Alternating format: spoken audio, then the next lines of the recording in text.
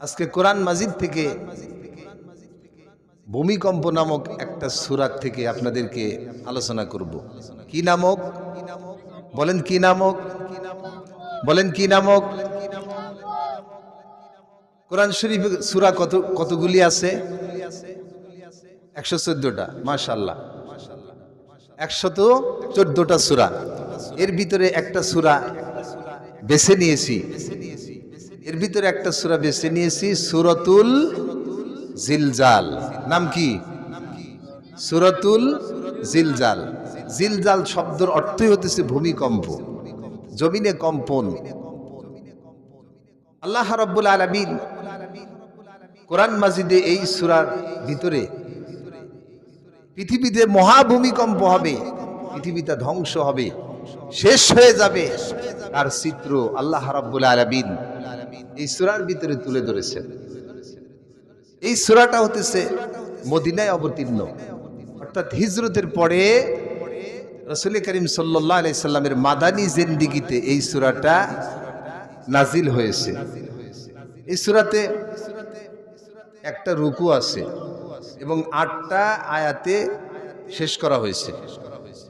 এই সূরাকে সামনে রেখে আমরা আলোচনা করতে পারি ভূমিকম্প কেন হয়, কি কারণে আল্লাহ রাব্বুল আলামিন মানুষকে এই সিগন্যালটা দেয় এবং জমিনকে কাঁপিয়ে তুলে ভূমি অনেক সময় ধস করে দেন, অনেক সময় বিল্ডিং বালাখানা আশ্রে পড়ে, ছিটকে পড়ে, ভেঙে পড়ে। ঠিক না ব্যাটিক বলে?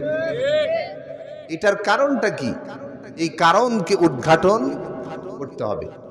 21শে নভেম্বর মনে আছে আপনাদের? মনে আছে আপনাদের? 21শে নভেম্বর তার কিছুটা চিত্র আপনারা দেখছেন না? দেখছেন কিনা বলেন? ভূমিকম্প হয়েছে। মোটামুটি 32 ঘন্টার ভিতরে 4 বার ভূমিকম্প হয়েছে। কয়বার বলেন? কয়বার? 4 বার ভূমিকম্প হয়েছে। 4টা সিগন্যাল আল্লাহ রাব্বুল আলামিন দিয়েছে। এটা কেন হলো? এরপরে সপ্তাহের ভিতরে আরো প্রায় 3-4 বার হয়েছে ছোট আকারে। এখনো গবেষকেরা বলেছে ঝুঁকিপূর্ণ, ঢাকাবাসী নিরাপদ নয়, তারা খুবই চিন্তিত। এবং সাংবাদিকেরা লিখেছেন, গবেষকদের অভিমত তুলে ধরেছেন, ঢাকা শহরে অধিকাংশ বিল্ডিংগুলি এর ভিত্তি অবস্থা শিডিউল অনুযায়ী করা হয় নাই, যার জন্য আমার দেশে যদি 5.6 মাত্রার ভূমিকম্প হয়েছে, যদি 6.7 মাত্রার ভূমিকম্প হয়, তাহলে একটু মাত্রা বেড়ে গেলেই হাজার হাজার লক্ষ লক্ষ কোটি কোটি মানুষ মারা যাবে। যদি বলেন ঠিক নেবে? ঠিক, মারা যাবে। ভূমিকম্প এমন একটা আল্লাহর পক্ষ থেকে সিগন্যাল, আল্লাহর পক্ষ থেকে এটা এমন একটা গজব, এমন একটা অশনি সংকেত, যেটা মোকাবেলা করার জন্য কোনো যন্ত্রপাতি আজ পর্যন্ত তৈরি হয় নাই। ভবিষ্যতে হবে নাকি বলেন? ভবিষ্যতে হবে? হবে না।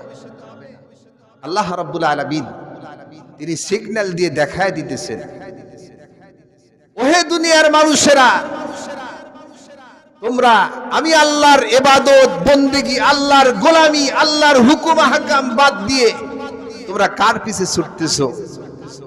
নিজেদের উপরে জুলুম করতেছো। যখন আমার ইবাদত বন্দেগী বাদ দিয়ে যখন অন্যর ইবাদত, অন্যর পূজা করতেছো, যখন অন্য কোন আইন ও মতবাদের পিছে ছুটতেছো, আমার হুকুমকে ঘাটে ঘাটে লঙ্ঘন করতেছো, আল্লাহ রাব্বুল আলামিন তিনি মাঝে মধ্যে সিগন্যাল দিয়ে আল্লাহ পাক দেখিয়ে দিতেছেন, ওহে দুনিয়ার মানুষ, এখনো তোমরা ফিরে আসো, তওবা করো, ভালো হয়ে যাও, নইলে তোমাদের উপরে শুধু ভূমিকম্প নয়, একের পর এক আযাব গজব আসতেই থাকবে। যদি বলেন ঠিক নেবে? ঠিক। আমার ভাইরা, আমার বাবাজিরা, যে সূরাটা আপনাদের সামনে তেলাওয়াত করেছি, এই সূরার সরল অর্থটা আগে আমরা শুনে নেই। আল্লাহ রাব্বুল আলামিন তিনি বলতেছেন ইযা যুলজিলাতিল আরদু জিলজালাহা, যখন জমিন তার আপন কম্পনে কম্পিত হবে, অর্থাৎ বিশাল আকারে ঝাঁকুনি দিবে, ভূমিকম্প হবে। ওয়া আখরাজাতিল আরদু আসকালাহা, জমিন সেদিন কি করবে? ওয়া আখরাজাতিল আরদু আসকালাহা, জমিন তার ভিতরে যা কিছু আছে সব কিছুকে সেদিন প্রকাশ করে দেবে, বের করে দেবে। ওয়াকালাল ইনসানু মা লাহা, মানুষেরা সেদিন বলবে এই অবস্থা দেখে, যখন কঠিন আকারে আল্লাহ রাব্বুল আলামিন ভূমিকম্পন দিয়ে কাঁপিয়ে তুলবেন, তখন মানুষেরা বলবে ওয়াকালাল ইনসানু মা লাহা, এই জমিনের হলোটা কি? কি হলো আমরা তো বুঝে উঠতে পারতেছি না, সবকিছু মেসাকার হয়ে যাবে, ফুলারাম হয়ে যাবে। এই অবস্থা দেখে তারা বলবে ওয়াকালাল ইনসানু মা লাহা, এই জমিনের হলোটা কি? এই দৃশ্য এমন দেখতেছি, হলোটা কি? কি হয়েছে? ইয়াউমাইযিন তুহাদ্দিসু আখবারাহা, সেদিন জমিন তার বৃত্তান্ত বর্ণনা করবে।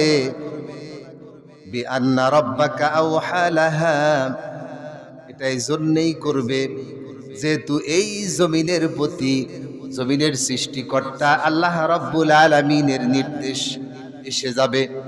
আল্লাহ পাক জমিনকে যখন নির্দেশ দেবেন, তখন এই নির্দেশ পেয়ে জমিন তার ভিতরে শুরু থেকে ধ্বংস হওয়া পর্যন্ত, কিয়ামত হওয়া পর্যন্ত যা কিছু হয়েছে সব কিছু খুলে খুলে বর্ণনা করবে। জমিন সাক্ষী দেবে, সব বলে দেবে।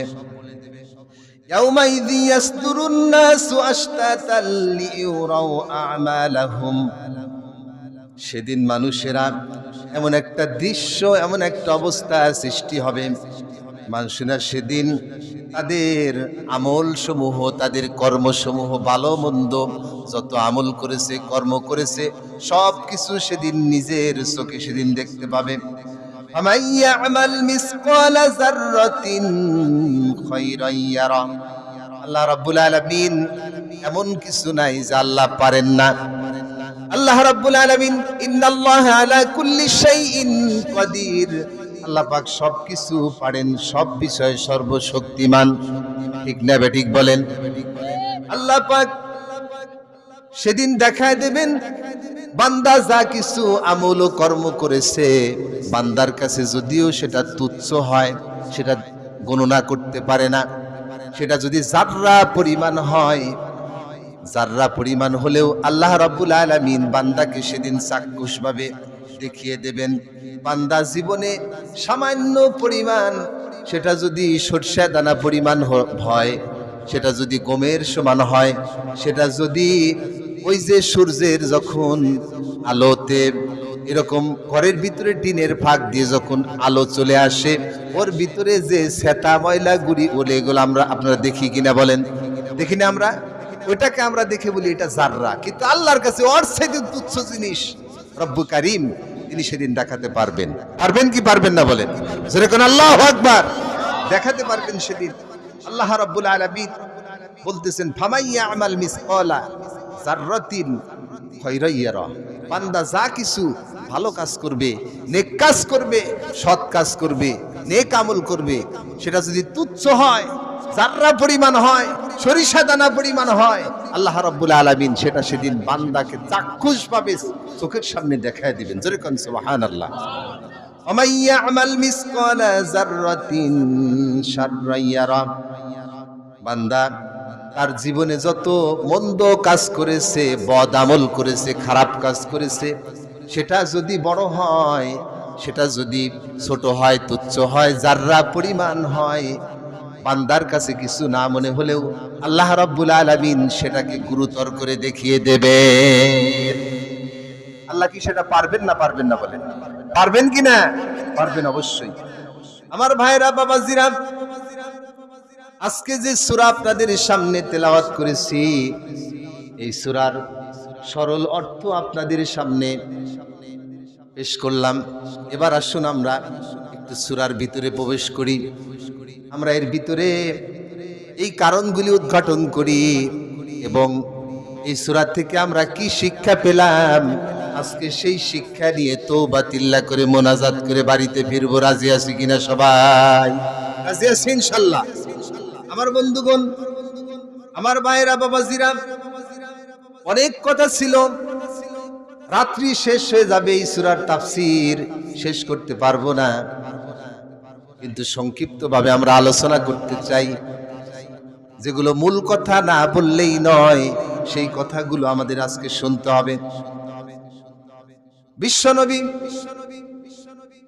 তার একান্ত যিনি তার কলিজার টুকরা জামাই ছিলেন হযরতে আলী, তার প্রসঙ্গে নবীজি বলেছেন, আমি হতেছি ইলমের শহর, আর এই শহরের দরজা হতেছে আমার আলী।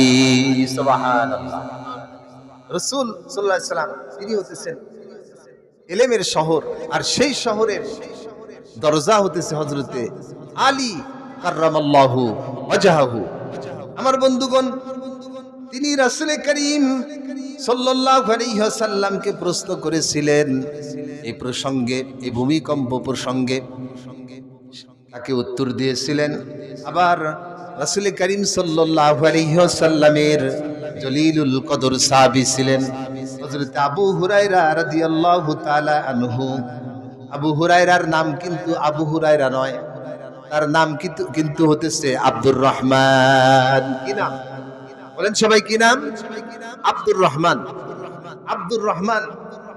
কিন্তু আবু হুরায়রা কি জন্য হলো, এটা আমাদের জানা দরকার আছে না? যে সাহাবী বর্ণনা করছে সেই সাহাবী সম্পর্কে দুটো কথা আগে শুনে নেই। মনে করুন, মসজিদে নববীর ভিতরে একদিন হযরত আলী রাদিয়াল্লাহু তাআলা আনহু তিনি একটা বিড়াল, ছানা বিড়ালের বাচ্চা নিয়ে খেলা করতেছিলেন। বর্ণনায় আসছে যে এই যে জামার আস্তিন হাতার ভিতরে বিড়ালের বাচ্চা ঢুকে আসছিল, রিং করে এখান দিয়ে বেড়ে যখন দৌড় মারছে, রাসূল করিম সাল্লাল্লাহু আলাইহি ওয়াসাল্লাম এই দৃশ্য দেখে মুস্কি হাসি দিয়ে বললেন, আনতা আবু হুরায়রা, তুমি কি বিড়ালের বাপ? সুবহানাল্লাহ বললেন না? কি বললেন? আনতা আবু হুরায়রা, তুমি কি বিড়ালের বাপ? এই যে রাসূল করিম সাল্লাল্লাহু আলাইহি ওয়াসাল্লামের মুখে, পবিত্র মুখে কৌতুক বশত তিনি মজাক করে যখন এই কথাটা বললেন, কত বরকতময় কথা বললেন, তখন থেকে তার নাম আব্দুর রহমান। ওটা আস্তে আস্তে এটা মানে কেউ আর বলে না, উনি এই নামটা প্রসিদ্ধ করে দিলেন আবু হুরায়রা। আবু হুরায়রা মানে হতেছে বিড়ালের বাপ। কার বাপ বলেন? কার বাপ? বিড়াল ছানা, অর্থাৎ বিড়ালের বাচ্চার বাপ। এই নামটা প্রসিদ্ধ হয়ে গেছে। তিনি সবচেয়ে বেশি হাদিস বর্ণনা করেছেন। সুবহানাল্লাহ। গরিব সাহাবী ছিলেন, আসহাবে সুফার সদস্য ছিলেন। গরিব মানুষ, মসজিদে নববীর ভিতরে এক সাইডে একটা জায়গা করে দিয়েছিলেন, যারা তিন বেলা খেতে পারতো না, বাড়ি ঘর নাই, গরিব। ইসলাম কবুল করার জন্য সমকালীন রাষ্ট্র শক্তি তাদেরকে ধরেছিল। আবু জেহেল সরকার, আবু লাহাব সরকার, এই সরকার রাষ্ট্রশক্তি তাদেরকে এমন ভাবে ধরছিল, তাদের উপরে জুলুম, নির্যাতন, নিপীড়নের কারণে প্রায় সমাজ থেকে, দেশ থেকে তারা এরকম একঘরে হয়ে গিয়েছিল। রাসূলের কাছে গিয়ে ইসলাম কবুল করার পরে গরিব সাহাবী, খাওয়া নাই, পড়া নাই, শরীরে কাপড় নাই, আমার রাসূল আসহাবের সুফার যারা সদস্য তাদেরকে মসজিদে নববীর ভিতরে জায়গা করে দিয়েছিলেন। আজও সে জায়গা আছে না নাই? কি বলেন? সাক্ষী দেয়। সেখানে আবু হুরায়রা রাদিয়াল্লাহু তাআলা আনহু সেখানে তিনি থাকতেন, এবং ওখান থেকে সবচাইতে রাসূল সাল্লাল্লাহু আলাইহি ওয়াসাল্লামের পিছে পিছে থেকে সবচাইতে হাদিসগুলি, বেশি হাদিস তিনি মুখস্থ করেছেন। এগুলো বর্ণনা দিয়েছেন। হাদিস ক্ষেত্রে, হাদিস শাস্ত্রের ক্ষেত্রে, হাদিসের কিতাবের ক্ষেত্রে তার অবদান অনেকটা বেশি। জোরে কোন সুবহানাল্লাহ। এই আবু হুরায়রা রাদিয়াল্লাহু তাআলা আনহু, তার নাম আব্দুর রহমান, জানতে পারলেন, কিন্তু প্রসিদ্ধ হয়ে গেছে কি আবু হুরায়রা, বিড়ালের বাপ। আবু হুরায়রা মানে কি বলেন তো দেখি? এটা শিখে যান, বিড়ালের বাপ, খালি শোনেন আপনারা। এই আবু হুরায়রা রাদিয়াল্লাহু তাআলা আনহু থেকে বর্ণিত হাদিস, তিনি বলতেছেন যে যখন 15টি অপরাধ সমাজে, দেশে, রাষ্ট্রে প্রচলন ঘটবে মানুষের মাঝে, তখন আল্লাহর পক্ষ থেকে একের পর এক ভূমিকম্প সহ আরো অনেকগুলি আযাব গজব আসতেই থাকবে। যেরকম নাউযুবিল্লাহি মিন জালিক, অনেকগুলি বিপদ মুসিবত আসতেই থাকবে। কিভাবে আসবে এই হাদিসের শেষে বলা হয়েছে, এইভাবে বলা হয়েছে, একটা ধরেন মালা, একটা তসবিহ আছে না নাই বলেন, তসবিহ অথবা মালা, সেই মালাটা যদি দড়িটা ছিঁড়ে যায়, তখন এই তসবির দানা, ওই পুঁতিমালার দানা থেকে, ধরেন তসবির থেকে, তসবিগুলি কি ওই সুতার সাথে গেঁথে থাকে না, একের পর এক ঠাস ঠাস করে পড়ে না? আমার কথা কি বিরক্ত হচ্ছেন আপনারা? ঠাস ঠাস করে পড়ে সব ছিন্ন ভিন্ন হয়ে যায়, একটার উপরে একটা কিন্তু আছড়ে পড়ে। কি সাংঘাতিক কথা! এখানে এইটার তুলনা দিয়ে বোঝানো হয়েছে